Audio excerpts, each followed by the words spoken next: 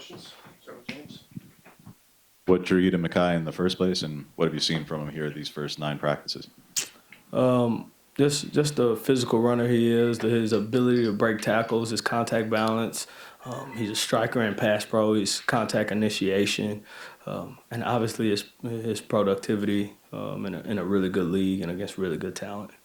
And I mean, he's shown the same thing here, right? Every day he's getting comfortable. He's getting more and more comfortable with the playbook. You can see some of his natural ability coming out as he's starting to play faster and think less.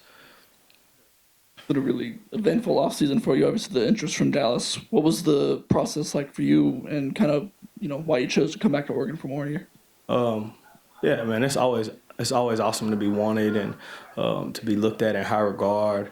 Dallas is my hometown, right? So it's a place that's why it was consideration. My family, my friends, man, and so it was awesome, man. Going through the process, interviewing, getting to talk ball with those guys.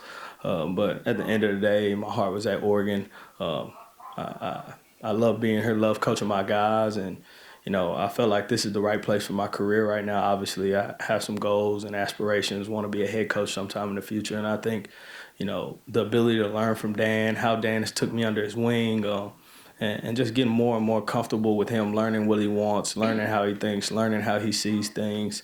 Some of the opportunity he gave me during bowl prep, during playoff prep to kind of just be around him and see his day to day is just invaluable experience that I don't think I'm going to get anywhere else. And just working for Dan and the staff we have is what kept me here. Wondering kind of broadly with your group, what were maybe some superlatives? What are some attributes that stand out with this group, and kind of what do you make of what you have? Yeah, man, this group is dynamic, right? Like, you go out there, I mean, you got so many dynamic runners that are dynamic for different reasons, lateral ability, and Jay Harris is explosive, and Jaden Lamar has long speed, and I mean, you can just go down the line with every single guy. There's different reasons why these guys can just rattle off 20, 30, 40-yard runs, and they're going to do it in all different ways, and they all kind of weirdly complement each other, and so, man, it's probably one of the most talented running back rooms I've ever been a part of. Watching him on film and getting to actually coach guys is a little bit different. What's your impression so far of Jordan and Dier, and just the opportunity they're going to have at your position group, whether it's now or down the road? Yeah, the cool thing about these young guys this year is their ability to learn and just how much they love football. Like, Dier's here every morning at 6:15, 6 a.m. meeting, learning the playbook. Obviously, he got here after Jordan. Jordan is like, he's a football whiz, man. I mean, he understands the game at a level that you don't see many young guys understand the game at, and just the ability that they have and the way they've been able to go through the maturation process is like, man, these guys are going to have an opportunity to contribute and be ready to contribute early on. And so, man, bro, when you talk about those young guys, they love ball. And it's cool to have young guys around who, like, really love ball, who are excited to hit the field every day, and they are. James. When we were talking with Noah earlier in the spring, asked him about the comp to Darrell Henderson, and besides stature, and obviously that you and Locke coached both of them, do you see any comps in their games, the way that they play, the way that they prep, and for a guy of his stature to hopefully make the league a year from now, Yeah. how he'll be able to do that or not? Yeah, there's a lot of I could definitely see that comp. I think Darrell was a little bit thicker, but like probably in college, I think he kind of got a little bigger as he got to the league, and I think Noah will also get a little bit more size. But you talk about that straight line speed, the ability to go from speed to power, especially for a little guy. I mean, you watch some of those runs Noah had last year, and he's his contact initiation, he's running through guys' faces, and so like, when a small guy comes up on you that fast and he's that level, there's that level of violence there. I think there's some similarities there. I think there's some similarities in the ability of open field running and creativity in the open field. I think Daryl and Noah both have that. And then I think their biggest comparison is their ability to play as a third down back, out the backfield, line up at slot, do some things. We did some things with Daryl where we treated him as a slot or a third receiver and drifted him out and lining him up and splitting him out and run routes against backers and even putting them out wide. And I think Noah has all that ability also. Here's how Dink has come along this year and kind of how he's matured and grown in this offense. Yeah, Dink has grown up. He's definitely grown up. He's matured in the offense. He looks comfortable, right? That second half of the season, Dink really started to get comfortable, and I know you guys saw him rattle off a couple of runs, man. It's been consistent. Like, he shows up every day. He's the same person.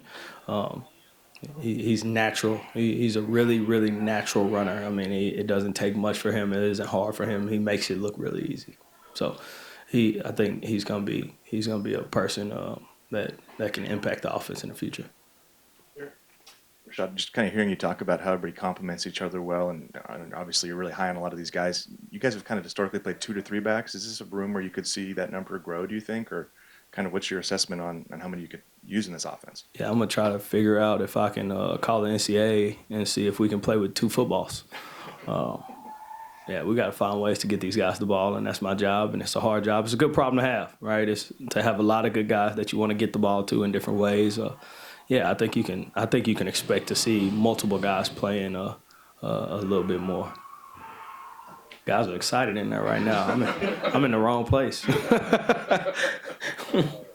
Can you detail and expound a bit about your connection with Ross, going back to Elite 11 and how you guys crossed paths both then and then later on in the NFL? That's some good research right there. Back to Elite 11. Yeah, me and Ross graduated in the same class. So, funny story. Yeah, we went high school together, Elite 11. I think we did a couple camps together. We knew each other then. And then, funny enough, when I got the job for the Rams, it's a funny story. He texted me. He's like, "Hey man, I think I'm the youngest coach in the league, and I think you're the second youngest coach in the league. Man, we need to continue our relationship." And I was like, "Oh man, I remember you," and this, that, and we talked on the phone for a little bit, and then I hung up and I Googled his birthday. His birthday is actually 7 days before mine. So I texted him back and said, "I think you got it wrong. I think I'm the youngest guy. You're the second."